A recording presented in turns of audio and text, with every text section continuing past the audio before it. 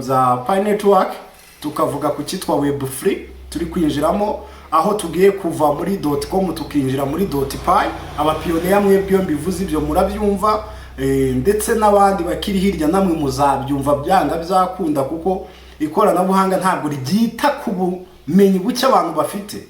Uzayibaza nk'icyo nibwo ushiramo ikibazo ukabona wenda ari nk'ibintu uri gusacinga kuri Google ugahita ubona baguhaye quick answer zabo bagahita bakubwira tuvuga ugiye kwandikamo ngo ugiye kwandika muri Google search ukandikamo ngo YouTube ucyandika kugera still naho ntabwo barabyemera ariko barabivuga baravuga ngo mureke abana bakoresha za machine calculatrice bareke kwigora. Twinjiye muri systeme y'abanglophone. Abanglophone rero ntabwo mu bintu byabo kwigora ntibibamo, niyo mpamvu umva n'icyongereza uko kivuga. Reka nkubwize ukuri, niba wigisha uri umwarimu uwo mwana ukaba uri kubona iyo mibare uri kumukubita byanze, bimwe byanyu byo gukubita abana mu bizihorere, uramukubita se iyo mibare yawe ugira ngo turi kwinjira uranyigisha uko bagorora inyuguti kuruta kunyigisha uko bandikisha computer. Ibintu byo kugorora inyuguti no kuri ubu ntabwo ari byo twashiramo imbaraga, ahubwo imbaraga turazishyira mu kumenya ngo menya kwandika. Ubundi se vuba ahangaha utekereza ko service nyinshi tubaza tugiye kujya tuyibaza internet tunyurwe birangire. Internet winjira uyibwire ngo ko ndi kumva mfite stress, sheri wange ko yanyanze nakora iki, bahite bagukubita. Nongeye kubaha ikaze rero mwebwe mukunda kandi mugakurikira ibiganiro bya Yabiso TV show. Ni Yabiso wanyu umunywanyi wa Nsorosa Mukondo wa Semembe mwizo kurondaba, umwe wavuze ko kuminuza k'umugore ari umugabo. Nagize amahirwe mvuka ivanjiri yaraje mvana ivati mu kanwa, bityo mubibonye mukomeza kumva ibyo mvuga, nkabibakundira cyane mwamfura mwe. So uyu munsi rero ngira ngo nk'ibisanzwe wenda twe tumaze iminsi tutabarekurira ibiganiro bitewe n'utuntu twinshi tuba turimo, cyangwa se hashobora no kuboneka imbogamizi runaka, cyangwa se natwe tutari tayari bitewe n'impamvu zitandukanye. So ariko uyu munsi navuze nti abakunzi ba Yabiso TV show hari ikintu mufite kumenya, ndetse n'abandi mugiye kudukurikirana ari ubwo bwa mbere hari ikintu mwa mugomba kumenya. Nshaka ko tuvuga cyangwa se tuganira ku kintu cyitwa ikoranabuhanga. Ikoranabuhanga mu by'ukuri rihagaze rite, riri kutuyoboza yihe nkuni aka kanya. Nkakubaza ikibazo kivuga ngo ese wowe ufite izihe skills, ni ubuhe bumenyi ufite ku ikoranabuhanga, ko ubona ku ikoranabuhanga ubundi tuvuga ko Imana niyo ya mbere cyangwa se Yesu, Imana niyo ya mbere, hagakurikiraho ikoranabuhanga. Abamwanga icyambere ni amakuru. Ayo makuru urayamaze iki? Ntabwo twaje gusanga ko ibintu byose kubwira ubu byimuriwe kuri internet, byimuriwe kuri murandasi. So wowe rero ufite uwe bumenyi, ese ku munsi bwira mu byo ukora byose ukoresheje ikoranabuhanga inshuro zingahe? Ibi bintu mufite kubyibaza mukibaza kubera iki Yabiso ari kuza avuga ibi, yigize umuhanuzi? Oya turi kuvuga ibihari, ni ibihari bigaragara. Kubera iki aka kanya ndakubwiza ukuri ko muri monde turi kugenda twinjiramo, ndetse bamwe muri twe bakaba baramaze no kwigeramo. Twagiye tuvuga cyane cyane ku biganiro bya Pi Network tukavuga ku cyitwa web free turi kwinjiramo, aho tugiye kuva muri .com tukinjira muri .pi abapionera mwebwe mbivuze ibyo murabyumva, ndetse n'abandi bakiri hirya namwe muzabyumva byanga byakunda kuko ikoranabuhanga ntabwo ryita ku bumenyi buke abantu bafite, ahubwo ryo rirakomeza rikimprovinga. So ntabwo rero ryita ku bumenyi abantu bake abantu bafite, ntabwo kuko uko byagenda kose hari abafite ubumenyi hari n'abatabufite. So rero ibi tugiye kuganira, reka manze ngusabe ukore subscribe niba utarayikora, kandi ujye ushiramo comment zawe utubwire icyo ese twabakoreriye nkuru se cyangwa se niba ari n'inyunganizi sometime niba twagukoze ku mutima navyo bivuge ushireho like nibiba ngombwa musharing n'ibiganiro byacu. So kubakoze subscribe rero ewan ku de chapeau muraba gaciro murabizi turabemera cyane. Nimwe nyine mutuma twitereka cameraman. Nimwe mutuma twitereka tukavuga duti reka tuze tugira ibyo tuvuga. So right now rero ese waruzi ko aka kanya impamvu ndi kukubwira iby'ikoranabuhanga, niba wowe nta kintu ushoboye waruzi ko mu myaka turi kwinjiramo baraza kugukandagira, baraguhonyora. Kubera iki? Niba aka kanya ushobora kujya kuri internet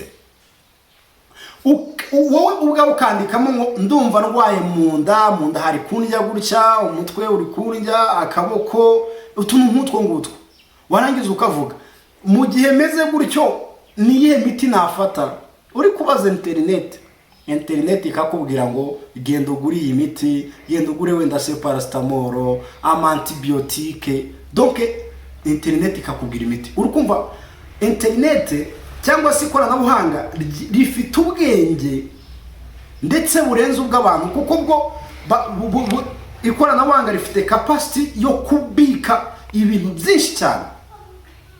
Abantu bamwe ntabwo bagiye kwemera ibintu ndi kuvuga, ariko wibaza impamvu ujya nko muri Google search ugashiramo nk'ikintu igisubizo kikaza, cyangwa sometimes ukabakubwira no result.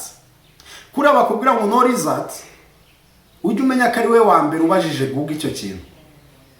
Biba bicanze kuko ni nka robo, biba bicanze bayibajije uyu muntu ambajije ibiki. Ariko hari abaguhari search baguhari zati haba hari umuntu wigeze uyibaza ikibazo nk'icyo, kuko internet uyibajije ikibazo icyo kibazo yita igisavinga ikagwa n'igisubizo, sibyo? Ubwo rero ikibitse iba yiteguye ko n'undi uzayibaza nk'icyo. Nibwo ushiramo ikibazo ukabona wenda ari nk'ibintu uri gusacinga kuri Google, ugahita ubona baguhaye quick answer zawe. Bagahita bakubwira tuvuga ugiye kwandikamo ngo ugiye kwandika muri Google search ukandikamo ngo YouTube, ucyandikamo uhita ubonamo youtube.com, uhita ubibona, cyangwa ukayibonamo andi ma YouTube search iba yagiye akorwa. Kubera iki? Yarabibitse ibyo ngibyo abantu bayibajije, yitegura ko n'undi uzayibibaza izabimuhereza. Hari akaboro ka ChatGPT kabiciye bigacika, ngira ngo ntange n'ubutumwa bwiza ku bantu b'abarimu cyangwa se abarezi ndetse n'abandi bafite inite bahagarariye bashobora kwigisha abantu. Mani mureke kwigora, aho isi igeze nyine byararangiye. Ibi bintu byararangiye. Buriya kera education y'u Rwanda ikiri muri systeme y'aba francophone, aba francophone no kuvuga ngo bakiga muri systeme y'abafaransa, harimo ibintu bya complication byinshi cyane. Ngira ngo muravyibuka neza ko n'abantu mwagiye mukora ibizami muri primary, muri primaire, hari aho mwajyaga mu kizami calculatrice ntabwo zari zemewe. Nukuvuga ngo bashakaga ukore calculation complex mathematics, imibare igoranye uyikore mu mutwe wawe. Igihe kije kugera still now ntabwo barabyemera, ariko barabivuga, baravuga ngo mureke abana bakoresha za machine calculatrice, bareke kwigora. Twinjiye muri systeme y'abanglophone. Abanglophone rero ntabwo mu bintu byabo kwigora ntibibamo, niyo mpamvu wumva n'icyongereza uko kivuze icyo ari cyo cyose nta kosa. Donc uburyo bwari bwose bukoroheye, the way you want, uburyo wowe wumva ushakamo ukivuga muri ubwo buryo. Bitandukanye n'igifaransa ubona ko iyo spelling iyo kivuga man nibara aksa wubahirize ugire gute, ibyo bintu biratandukanye. So ubwo buryo rero bw'aba francophone bumvaga bizeye ubwonko bw'abantu, ntabwo abanglophone ariko bimeze. Kandi anglophone ngira ngo ni nayo yadominiye isi yose, iradomina. Donc abantu benshi barakoresha icyongereza kuruta igifaransa. uko niko kuri icyongereza ahantu hose kiradomina. None rero mu koroshya ibintu no mu ikoranabuhanga niko bimeze. Ngira ngo murabiza ama system menshi cyangwa se ama operating system, ubwo twageze mu bya computer. Ama operating system menshi akozwe mu buryo bw'icyongereza, ndetse na za keyboard twitaga iz'igifaransa za azerty inyinshi ntabwo tukizibona. Urajya kugura ku isoko ukasanga ama QWERTY. Iyo ndi kuva azerty ubwo ni za keyboard zitangizwa n'izo nyuguti A, Z, E, R na T na Y. Naho QWERTY yo niyo K, W, E na R na T na Y. Izo nyuguti murajya mugenda mubibona. Izo rero ni ibintu ni by'abangorofoni yo ya QWERTY. So ibintu rero bihari ni ibi. Niba mu ishuri abantu wenda nkabize muri kaminuza ngira ngo murabizi babakubitaga assignment babakubise. Nowadays nta muntu ushobora kujya kwicara muri groupe ngagira ibya discussinga bya danger. Reka uwo mwanya ntawo, ahubwo urirukankira kuri Google uterura ukubitemo. Nutajya kuri Google urajya kuri GPT chat cyangwa se chat GPT.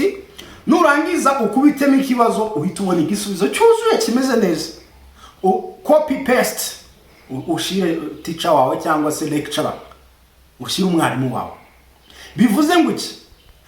N'uwo mwarimu agomba kumenya ko ibintu byorohejwe atari buze kukugora. Ese kubera iki nyine ubwo bwenge bwose bwashyizwe mu masystem? Nukugira ngo abantu ubundi mu mumaro wa mbere w'ikoranabuhanga tuvuga ko it's make work easy, byoroshya akazi. Niba ari ukoroshya akazi rero kubera iki turakomeza gushaka kwikomereza akazi kandi ibintu byaroroshye? Reka nkubwize ukuri, niba wigisha uri umwarimu, uwo mwana ukaba uri kubona iyo mibare uri kumukubita byanze,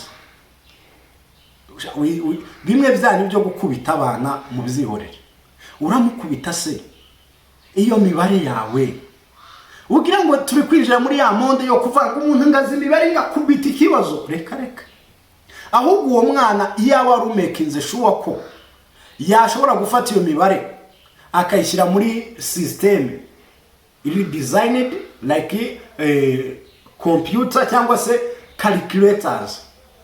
Ibyo bibari bikumuha mwigisha ukuntu yabishyira muri calculator cyangwa muri computer cyangwa kuri internet ibikore. None se ubungubu reka nkubaje, impamvu ya mbere ubungubu waba ukigera muri banki ugasanga umuntu arajya guteranya amafaranga agenda ateranya cyangwa nugushira muri ka mashini kakamubarira inoti, yamara kubona ngo ni 200 ngahita ashira muri mashini. Kubera iki? Abantu ni benshi bakeneye service. Ugiye kubikoresha ubwonko bwawe, ntabwo ubwonko buri faster kuruta computer system. Computer system yo iri faster, ifite speed ya danger, kurya imibare complex mathematics irabikubita bigahita birangira. So none wowe uracyari gushakaga abantu ngo bakoreshe mu mutwe, urapfa. You go to suffer. Ntabwo biri buze gukunda. So mworoshye ibintu, ahubwo reka ikintu cyari kinzanya hano ni ukubwira abantu mukamenya nibura making sure ko hari utuntu ufite kwikoranabuhanga umunsi ku wundi aho ukobwira uko bukeye. Menya ngo niki namenye kwikoranabuhanga, kubera ko ibyo nutaza kubikora urapfuye wowe urasigaye. Abantu barakize wowe biranze. Ibintu byose byimuriwe kuri internet. Iyo internet niyo koranabuhanga. Aka kanya urabona ndashaka kubabwira ibintu ngahita mfata kamera ngahita nshira kuri YouTube mukabireba. Nibuze ibi ngibi abantu bange babagiye kubirebera icyarimwe ntiriwe nduha. Murabizi kera umuntu yafataga twe twiga muri primaire na mwarimu yazagafata akaboko ngari kukwigisha ukuntu bagorora inyuguti. Yewe uranyigisha uko bagorora inyuguti kuruta kunyigisha uko bandikisha computer. Ibintu byo kugorora inyuguti no, kuri ubu ntabwo ari byo twashiramo imbaraga, ahubwo imbaraga turazishyira mu kumenya ngo menya kwandika icyo twita fonts zo muri computer, muri Microsoft Word. Muri Microsoft ugere muri yo Word document umenye ngo font ni izihe, kuko muri computer nta uri bugoreke.